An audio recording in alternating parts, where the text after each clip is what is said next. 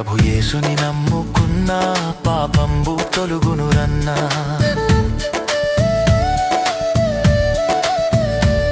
ప్రభు యేసుని నమ్ముకున్నా పాపంబు తొలుగునురన్నా.